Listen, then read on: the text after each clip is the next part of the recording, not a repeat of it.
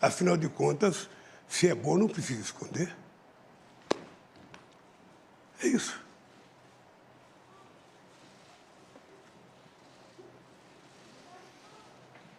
Estou à sua disposição. Aliás... Fica aqui, Lula, fica aqui. Aliás, deixa eu lhe falar uma coisa. Fica aqui, fica deixa eu falar aqui. uma coisa pra você. Sabe o que eu fiquei sabendo agora? Candidatos. Que todo o discurso seu no Congresso Nacional era falando bem de mim, quando era deputado e eu era presidente. É muito interessante, né? Esse momento, eles ficam se olhando, a gente fica esperando o que vai acontecer agora, e aí o Bolsonaro não faz contestação nenhuma, né? Depois da fala de Lula, ele fica olhando, e aí o Lula, estou à sua disposição. O que a gente pode tirar desse momento, Polito? Bom, para chegar até aí, eu preciso fazer aqui uma afirmação. Eu acompanho o debate há muitas décadas e preparei muitos candidatos para isso também. E eu sou colunista do UOL há mais de 15 anos e as minhas colunas eu trato sempre de comunicação e normalmente analisando a comunicação dos políticos. A afirmação que eu vou fazer é contundente. O Lula é muito ruinzinho de debate. Então, o que aconteceu nesse debate foi uma sobrevivência do Lula. Porque se nós pegarmos o debate em que ele participou com o Collor em 1989, ele levou uma surra tão grande que provavelmente ele perdeu aquela eleição por causa do debate. Lógico que a Globo depois fez aquela edição favorecendo o Collor, mas ele foi muito mal. No primeiro debate, ele havia se saído muito bem, e o Collor tentou segurar um pouco aquele ímpeto, que foi orientado pela Belisa Ribeiro. Depois ele verificou que aquele figurino não dava certo, foi para cima do Lula, venceu aquele debate.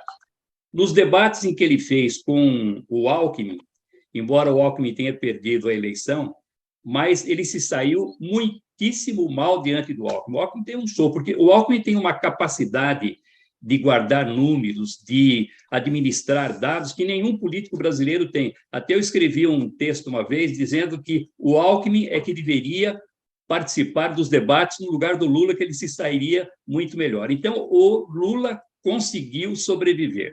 Então, olha o que aconteceu nessa cena em que vocês estão mostrando do Bolsonaro colocar a mão no ombro do Lula e pedir que ele ficasse perto. Quando ele colocou a mão, o Lula deu até assim uma afastadinha. Em 1989, para participar do debate com o Collor, qual foi a exigência do Lula?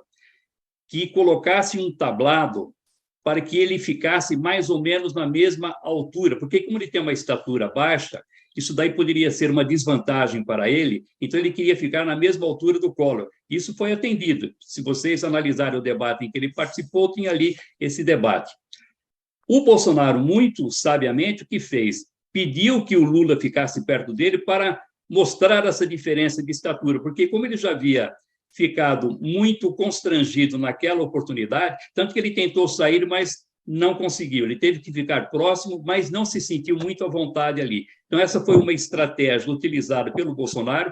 Ninguém falou a respeito disso, mas que naquele momento deu muito certo. Outros momentos ali também que eu queria destacar, né? Eu até fui anotando as coisas curiosas que iam acontecendo em relação à linguagem corporal durante o debate, né? Porque o Lula, ele olhava muito diretamente para a câmera e olhava nos olhos do Bolsonaro também, principalmente no primeiro bloco. Eu acho que isso deu um grande contraste, porque o Bolsonaro estava ali com uma postura mais militar, né? Mais rígido, com as mãos para trás, e aí depois, no segundo e no terceiro bloco, ele foi se soltando, o Bolsonaro, né? Até foi esse momento que ele colocou a mão no ombro do Lula, que até pode ter dado uma desestabilizada no ex-presidente. E aí o Lula começa a aparecer esfregando as mãos em vários momentos, a gente está vendo aí na tela. Também teve um momento que ele coloca o óculos no bolso, que ele tira o óculos do bolso de novo. Não sei se isso demonstra ou não um nervosismo. O Polito vai poder explicar melhor para a gente. Aí ele coloca, faz menção, né, de colocar, na verdade, no bolso, tira de novo, fica mexendo ali o tempo inteiro. E também teve a mão no queixo, né? Quando o Lula faz uma pergunta para o Bolsonaro, ele coloca a mão no queixo assim e fica olhando, esperando a resposta também.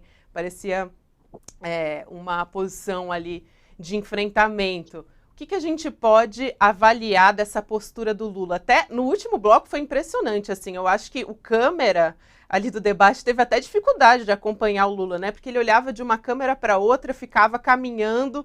Então, achei isso muito interessante também, Polito. Bom, os dois estavam muito nervosos, extremamente nervosos. O nervosismo do Lula, embora seja uma atitude natural dele de vez em quando esfregar as mãos, mas ele estava quase arrancando as mãos de tanto que esfregava. E isso o telespectador não percebe conscientemente, mas inconscientemente ele sabe que quem está ali falando não está à vontade.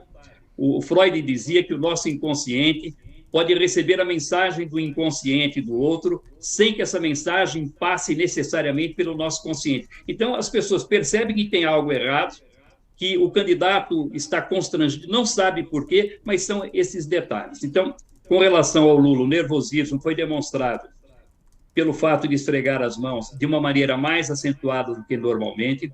O sorriso do Lula, que geralmente é utilizado como ironia ou deboche para desestabilizar o oponente, e normalmente ele consegue isso, mas dessa vez o sorriso do Lula era um sorriso de nervosismo, ele realmente não estava à vontade.